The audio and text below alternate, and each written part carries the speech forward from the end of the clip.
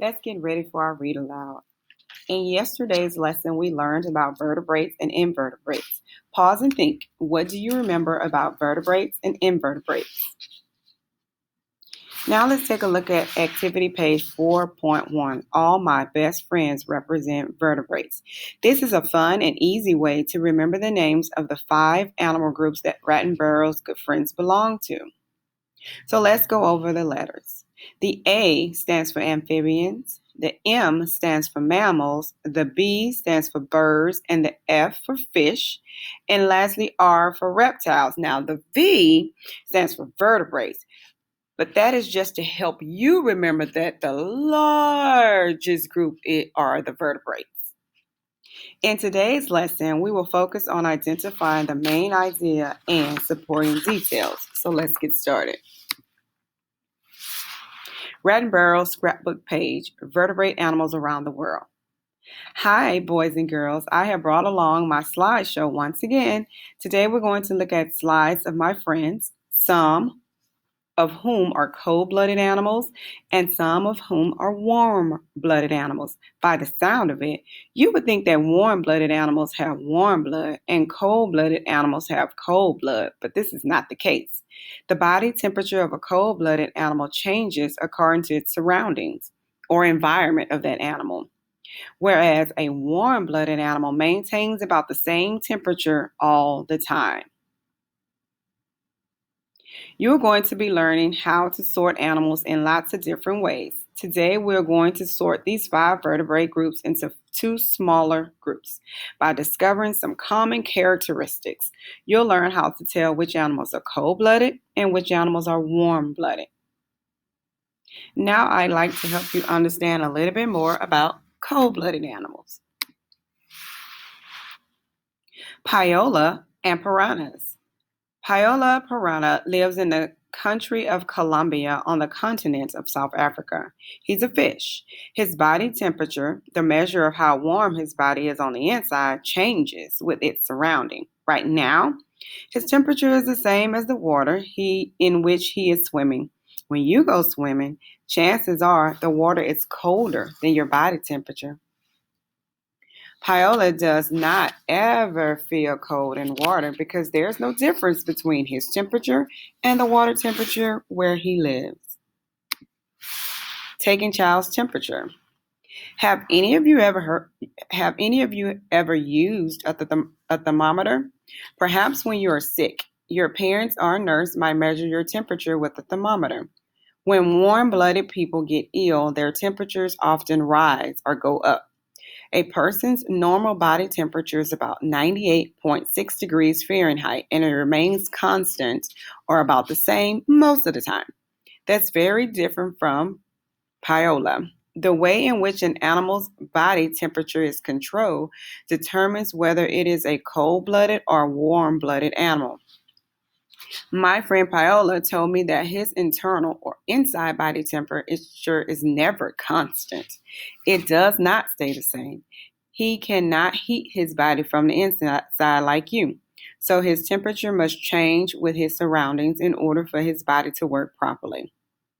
He becomes hot when it is hot around him and cold when it is cold around him. Picture pause. During the next part of the read aloud, you should listen for the main idea. So you see, although you and Pio are both vertebrates, you also have differences. One of you is cold-blooded and one of you is warm-blooded. You're right, you are the warm-blooded. So that makes Pio cold-blooded. Most fish are cold-blooded. In fact, most animals on Earth are cold-blooded. 2 of my other friends are cold-blooded as well. Does anyone know who else among them is cold-blooded? Next, I'd like to tell you a little bit about Anaconda. Think about what was the main idea. Tell someone next to you, what was the main idea? Yes, the main idea is that vertebrates are warm and cold-blooded. That's what this paragraph was mostly about. Anna the anaconda.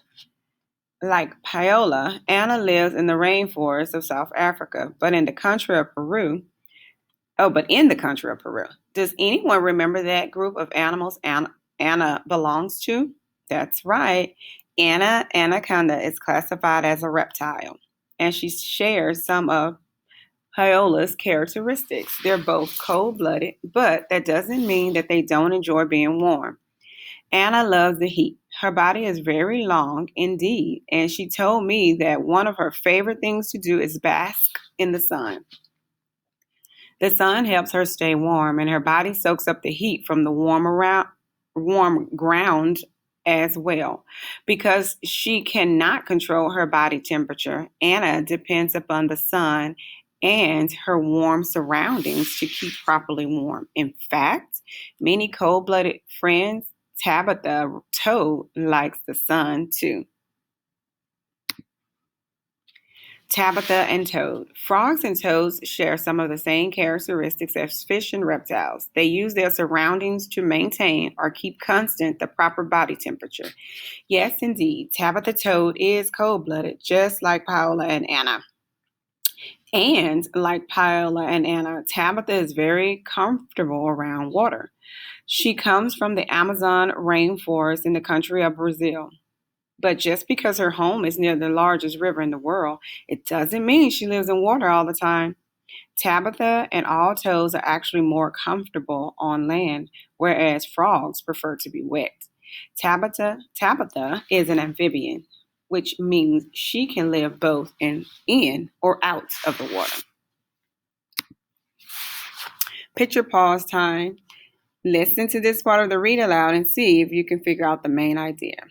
So, there you have it.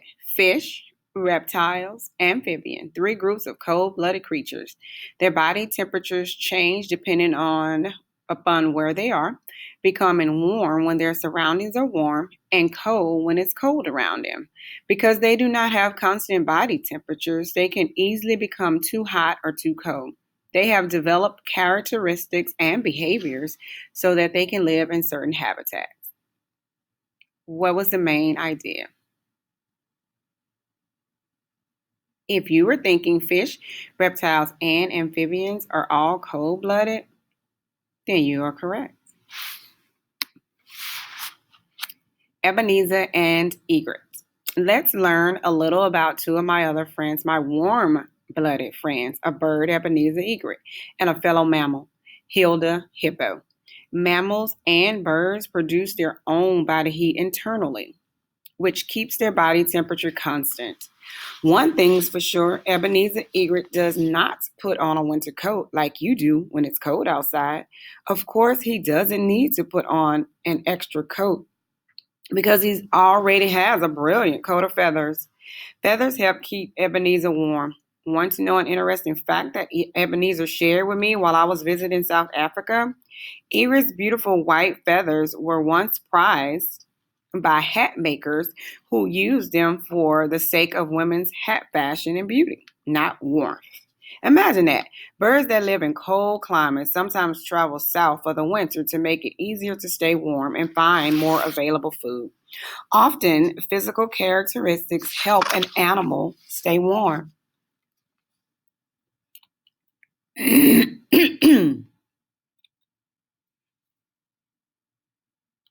Ebenezer wears a coat of feathers, and I wear a coat of fur.